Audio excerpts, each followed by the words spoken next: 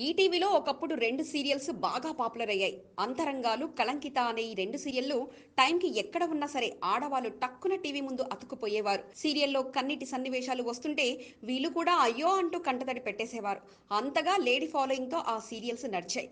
ఈ సీరియల్స్‌లో నటించిన నటి అశ్విని మలయాళీ అమ్మాయి. ఈమె అసలు పేరు రుద్ర. ఈమె 'పుదునెల్లు పుదునాట్' అనే మూవీతో పరిచయం అయ్యింది. స్కూల్ ఎండింగ్‌లో ఈమె చేసిన 2, 3 యాడ్స్ చూసి ప్రముఖ తమిళ దర్శకుడు భారతీరాజా ఈమెతో 'పుదునెల్లు పుదునాట్' అనే సినిమా తీశాడు.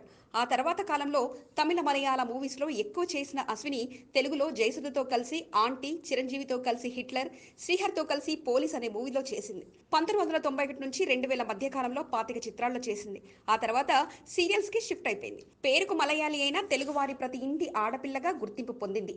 అంతలా ఇక్కడి ఆడవాళ్ళ చేత తన నటనతో కన్నీళ్లు పట్టించింది. ఆ తర్వాత తెలుగులో ఛానల్స్ సంఖ్య పెరగడం, కొత్త కొత్త యాక్టర్స్ రావడంతో అశ్వినికి ఛాన్సులు తగ్గిపోయాయి. దాంతో సింగపూర్ వెళ్లి సెటిల్ అయిపోయింది అశ్విని. సింగపూర్ టీవీ సీరియల్స్లో కూడా నటిస్తుంది. ఇక తెలుగు, తమిళ టీవీ సీరియల్స్లో తొలి రోజుల్లో 'కట్టమట్టదు', 'అంతరంగాలు', 'కలంకిత', 'చిన్ని చిన్ని ఆశై', 'అంతర్నేత్రం' వంటి సీరియల్స్లో తన నటనతో ఆడియన్స్కి బాగా దగ్గరైంది.